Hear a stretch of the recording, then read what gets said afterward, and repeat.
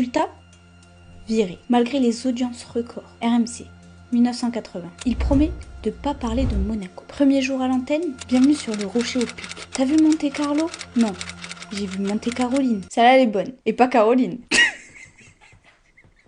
Il est viré en 15 jours. Il dira plus tard, ils m'ont viré parce qu'ils ne m'aimaient pas. C'est logique, je savais pas ce que les gens de Monte Carlo pouvaient aimer en moi. Et c'est pas fini, la télé aussi s'y met. TF1, Antenne 2, même combat. Coluche devient persona non grata. Dès qu'il commence à parler trop politique, les micros se coupent. Pas de communiqué, pas de scandale, juste plus personne ne l'invite. Parce qu'en fait, Coluche, c'était un haut-parleur du peuple. Et ça, pour l'État, c'est pire qu'un meeting de Mélenchon. Il parlait aux pauvres. Mais personne ne le fait, c'est ça le problème. C'est que justement, les types pour qui je me présente, ils n'existent pas en politique.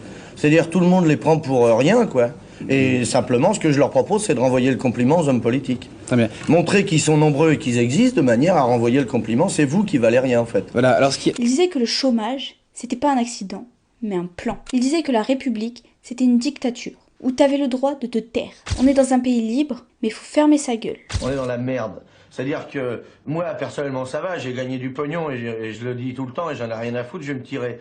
Mais pour ceux qui sont obligés de rester, c'est vraiment le bordel. Et quand il commence à vraiment secouer le système, l'État sort les gros moyens. Les RG ouvrent un dossier avant même sa candidature. Des lettres de menaces arrivent, signées Honneur de la police. Un petit groupe lié à des flics qui viennent de tuer Pierre Goldman, demi-frère du chanteur Jean-Jacques Goldman. Un autre homme gênant, il est abattu en pleine rue à Paris en 1979 par un commando cagoulé. Pierre Goldman est mort aujourd'hui à Paris, abattu en pleine rue par des inconnus.